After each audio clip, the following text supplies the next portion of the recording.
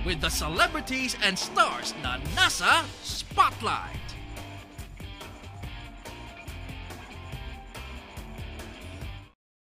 Nako, kahapon po mga ka-CFMers at Romel, pinag-uusapan natin siya dahil napanood natin siya sa One Balita Pilipinas. Pero ngayon, atin na atin po siya. Isang napakagaling, talentadong young actress at singer at tinaguri ang pambansang sad girl. Bakit ganon? Mga kapatid, kasama po natin ang napakagandang Jada Zaragoza. Magandang tanghali sa iyo, Apo. Hello po, Nanay Christy and Kuya Romel. Kamusta po kayo? Hello! Ikaw, ang kumusta ka na? Anak, bakit pambansang sad girl? Parang ayoko yun. Di ba? Maligaya kang bata, di ba?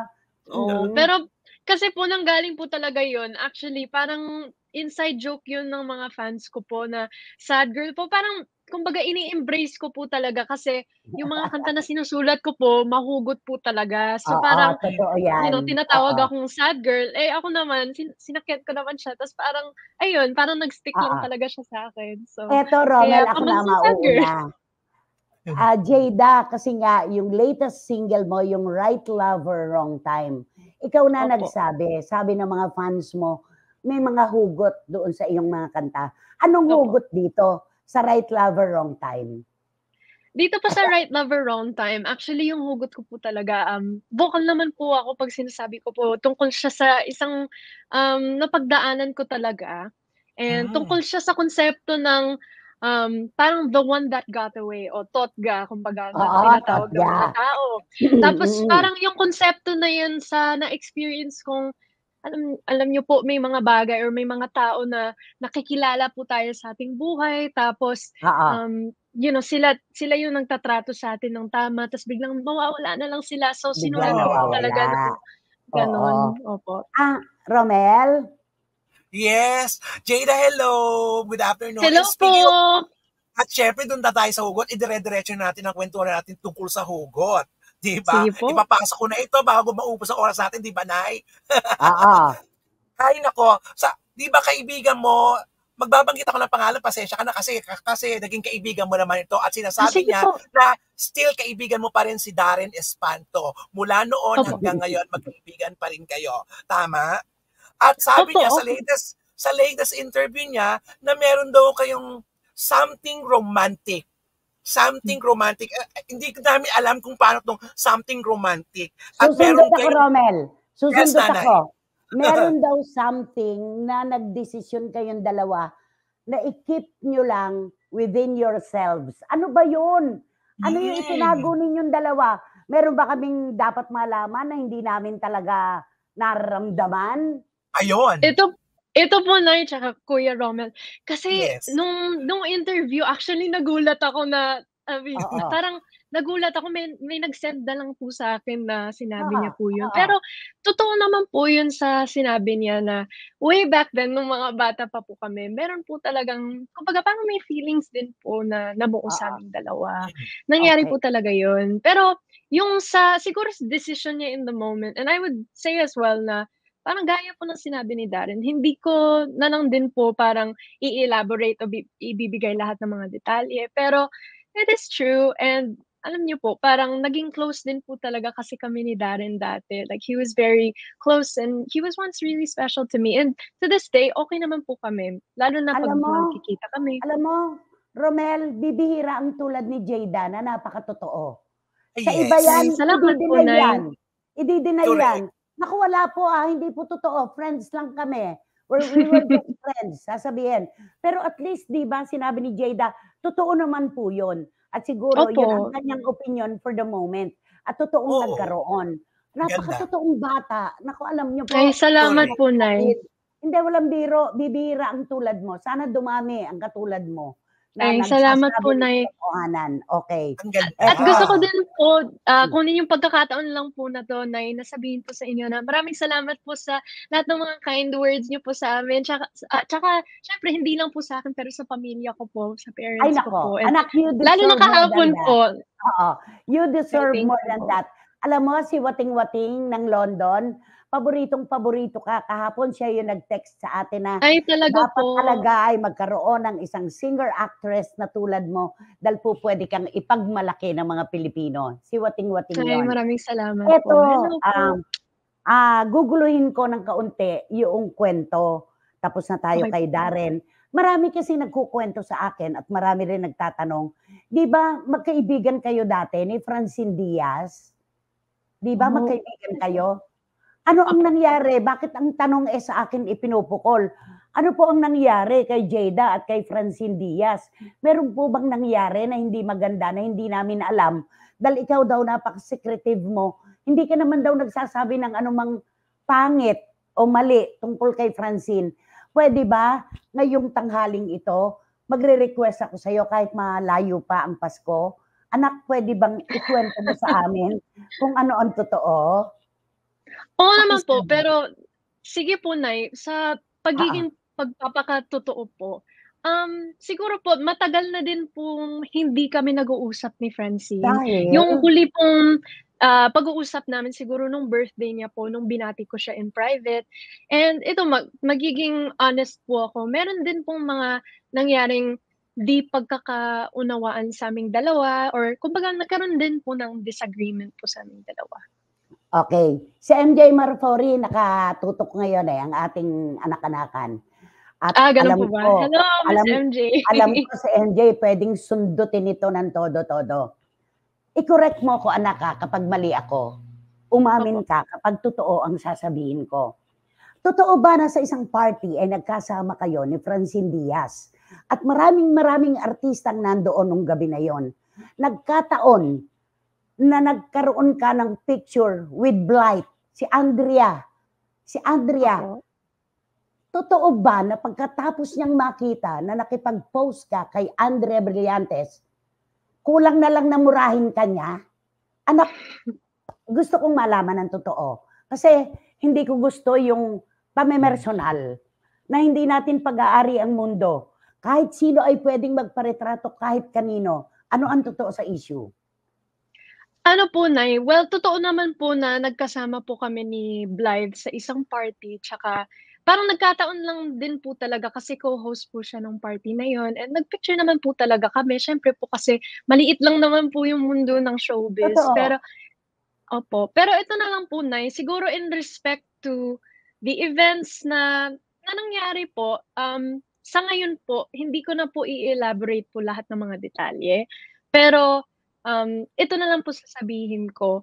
Yung picture namin ni Blythe, I would really just say na importante po sa akin na nakikisama po ako sa lahat ng tao po sa industriya. Tama, Alam ko po na meron din pong nagkaroon din po akong parang konting backlash po sa post na yon o sa nagsama po kami, pero para po sa akin pinalaki po ako ng magulang ko po na dapat may respeto po ako sa lahat ng tao na nakikilala ko po sa industriya. And lalo na po sa akin kung si Blythe man po, nagpapakita naman ng maganda o okay na pagtrato sa akin o pakikitungo walang ginawang po sa akin. masama sa iyo si Blythe. Walang ginawang masama sa iyo. Sorry, hindi ako pabor doon. Kung kaaway ko ang isang tao, hindi ako hahanap ng isa pa na aawayin yung tao na kaaway niya. Hindi tama yon sa akin. Tingnan mo, eto na Sabi ni John, akala ko pa naman mabait yang, nako, eto na. Sinasabi ko na itong ibubungan nito. Akala ko pa naman mabait yang Francine Diaz na yan. Maganda siyang tingnan at parang napaka-sophisticated niya at walang kibo. Nakakatakot pala siya. At bakit niya pepersonalin si Jada kung nakipagparetrato man sa tabi ni Blythe? Kung galit siya kay Blythe, walang pakialam ang ibang tao kung makipagretrato man sa tabi niya. Yan, galing ito kay John. Ito pa, may isa pa dito. Kawawa naman si Jada, palibhasa edukada. Tinanggap na lang siguro ang lahat ng mga salita nitong si Francine Diaz. Nakakatakot. Akala ko ang ikinagalit ay tungkol kay Seth Fedelin. Anak, nanligaw din sa'yo si Seth Fedelin, di ba? Ano po yun? Sorry po. Di ba nanligaw din sa'yo si Seth Fedelin? Ito na lang po sabihin ko, no comment na lang po. Okay, alam ko na yan, yung mga no comment na yan, sa tagal ko na sa showbiz, sa tagal ko na, 5 dekada na ako dito, alam ko yung no comment. At eto, sabi niya, akala ko pa naman si Seth Fidelin ang reason kung ba't nagalit sa kanya, si Francine Diaz. Si Blight pala. Siguro ang sinabi ni Blight, naku, eto na. May nagkwento sa akin yan. Nandun din sa party na yon at awang-awa sa'yo na after a few months yata, nung ikaw ay balikan nitong Francine Diaz na itong maldita, na ang sabi raw, hindi mo ba alam na yang si Blight ang sumira, na nag-try na sumira sa buhay at karir ko, buti na lang hindi siya naging successful. May katotohanan? Anak, walang detalye. Meron siguro ganon. ito na lang po sasabihin ko, Nay, kasi yun nga po, gaya po ng sinabi ko in respect to the people involved, parang there are certain things din po na it's not my place to say, since medyo ito naman, magiging prangka po ako, labas po ako sa issue po nila. So, tama. Ayoko pong, kumbaga parang ayoko na pong, for lack of a better term, parang sumali pa doon. Yes po. Thank you. Napaka respetadong bata, oo. Nako, Jayda Avanzado deserves a spotlight, all caption spotlight. Mas magaling pa siya kay Olivia Rodrigo. Her vocals, my God, superb. Tapos, tagos sa puso. May kurot, talaga nanay. Kudos to Jayda. She deserves to be recognized 1,000,000 times. I'm an official fan. Mula kay Wating-Wating. Grabe naman. At pasensya ka na ha, kukunin ko yung pagkakataon para basahin itong ibang dito. Eto. Sige lang po, Aling Francine, wala ka pa namang napapatunayan para magtaray kay Jayda. At ang mas lalong nakakaalam at nakakakilala din kay Jayda ay ang mga kaibigan nila. Kaya huwag siyang kakawawain. You look demure at para kang hindi makabasag pinggan pero napakamaldita mo pala, sabi ni John. Hindi natin maiiwasan ang mga ganito. Francine Diaz, bukas ang programa natin kung gusto mong sagutin, pero hindi natin maiiwasan na itanong ito dahil ang dami nang nakakapansin na hindi ka naman lang pinag-uusapan kayo ni Jayda ngayon. Ano ang mensahe mo kay Francine sa kabila ng naganap? Para po sa akin, Nay, siguro kasi nakapag-usap din naman po kami as adults po. And ako po, whenever I have a disagreement or hindi pagkakaunawaan with someone, and siyempre, importante sa akin na pag ganun, hinaharap mo yung, kumbaga, yung problema at hand. Pero sa akin naman po, parang napag-usapan naman namin ni Francine ng lahat ng kailangan namin pag-usapan. So, wala naman din po akong masasabi sa kanya. Pero ako, just in respect to yung pinagsamahan namin, and yun, nire-respeto ko yun, and pinanghahalagahan ko yun. I wish her well. Ganun na lang po yung sasabihin ko po. Isa pang tanong, anak. And things are civil. Did she say sorry to you for what happened? Meron pong nangyari pong usapan po sa aming dalawa. We were able to talk about yung naging problema po namin, and maayos naman yung pag-uusap na po yun. Alam mo, pag nalaman ni Blight itong issue na ito, panibagong malaking issue ito dahil hindi papayag si Blight na nandahil lang sa pagpaparetrato niyong magkasama ay pepersonalin ka nitong Francine Diaz na ito. Hindi titigil yan. Sa totoo lang, Romel, sa totoo lang. Halatang may breeding po si Jayda. Halatang may breeding po si Jayda. Napakahusay sumagot at maingat ang pagsasalita. Maganda din po ang pagpapalaki ng mga magulang. Sabi ni Dan Clavesillas, yun naman ang maipupuri natin kay Dingdong Avanzado at kay Jessa Saragosa. Pag mali ang anak, pinangangaralan nila. Kapag tama, ipaglalaban nila. Ganun po talaga. Nako, eto na. Napakagandang bata ni Jayda, pati ang boses minana sa kanya mga magulang. Panigurado po na malayo ang mararating ng batang ito na napaka-marespeto. Nako, dami-dami nagte-text dito, nagagalit kay Francine Diaz. May tanong pa po ako kay Jayda. Living. Yes po. Jayda, habang tumatagal ka sa showbiz, ano ang mga natutunan mo na ay ganito pala yun, nare-realize mo na ay ganito pala yun, meron ka ng realization habang nakikilala mo na unti-unti at tumatagal ka na sa showbiz? Ano yun?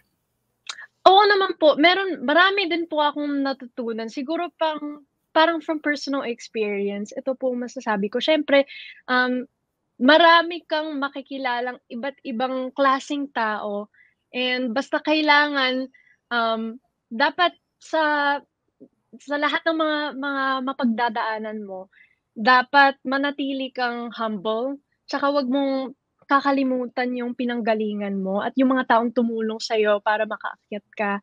And alam ko po yun na wala pa po ako sa punto kung saan kung gustong marating talaga sa career ko po. Pero hindi ko po makakalimutan lahat ng mga tumutulong sa'kin at patuloy na tumutulong sa'kin. And Totoo sa yan. lahat ng taong mga nakilala ko na kahit pa kung ano man nangyari, may natutunan din ako sa kanila at hindi ko makakalimutan lahat ng mga lessons na natutunan ko sa kanila. Yan. At alam mo, Romel, ano mo, itinatawid ni Jada at ng kanyang mga magulang yung pagtanaw ng utang na loob. Kasi parang regalo yan. Ibinalot mo pero hindi mo naman ibinigay kapag hindi mo sinabi at ipinarating. Di ba? Naku, Jada, pasalamat ka at naku, napakaganda ng breeding mo. Eto na, hindi ko po pwedeng hindi kasi basahin itong mga ano to. Sino ba yung Francine Diaz na yan? Napakamaldita pala niyan. Akala ko pa naman mabait siya. Galing kay Paulo Ubalde ng Biracatanduanes. Aba, maldita ka pala, Francine Diaz. Saan ka ba? Saan, ano ba to? Saan ka ba galing, ining? Sabi ni Edilitad. Ano ba yan? Nakakaloka. Jada, alam ko. Yes po, Nay.